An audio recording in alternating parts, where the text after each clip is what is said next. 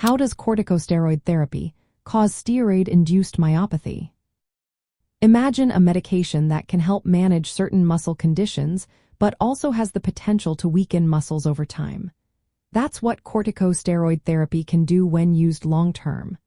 Corticosteroids influence how muscles grow and break down, and this balance is delicate. They primarily cause steroid-induced myopathy by disrupting muscle protein metabolism.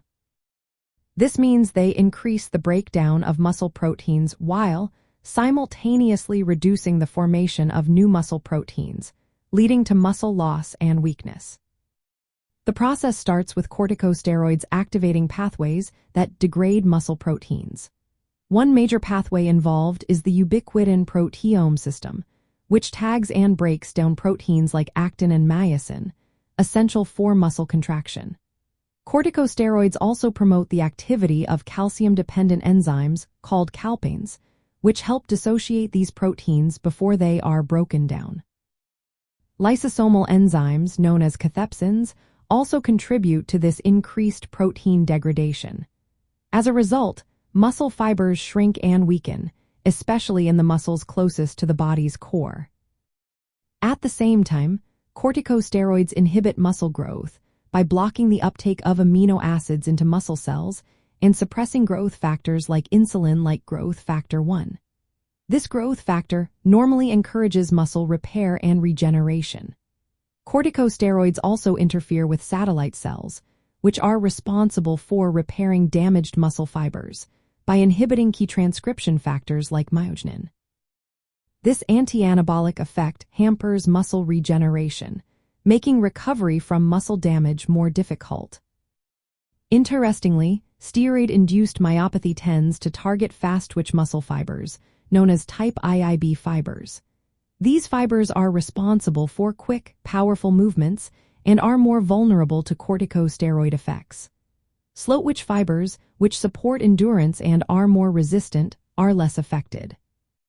This fiber-specific impact explains why proximal muscles, like those in the hips and shoulders, are most often weakened, leading to the characteristic muscle weakness seen in this condition. Additional factors can worsen the situation. Corticosteroids with mineralocorticoid activity can disturb electrolyte levels, lowering potassium and phosphate, which may further impair muscle function. They can also induce programmed cell death, or apoptosis, in muscle cells through complex signaling pathways involving mitochondria, contributing to muscle wasting. Clinically, steroid-induced myopathy appears as painless weakness mainly in the muscles close to the trunk, especially in the legs. Patients often notice difficulty climbing stairs or rising from a seated position. This weakness usually develops after months or years of corticosteroid use, although in critically ill patients, it can appear more rapidly. Factors like poor nutrition, lack of activity, or other illnesses can accelerate muscle loss. In the context of muscular dystrophy, corticosteroids are often prescribed to slow disease progression and help maintain muscle strength.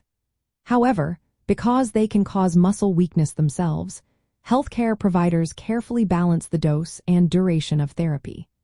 Regular monitoring of muscle function and considering supportive therapies can help minimize the risk of steroid-induced myopathy. In summary, corticosteroid therapy causes steroid-induced myopathy by tipping the balance toward muscle protein breakdown while suppressing muscle repair. This results in the selective loss of fast-twitch fibers and leads to the characteristic proximal muscle weakness. Always consult healthcare professionals for personalized advice, as individual responses can vary widely.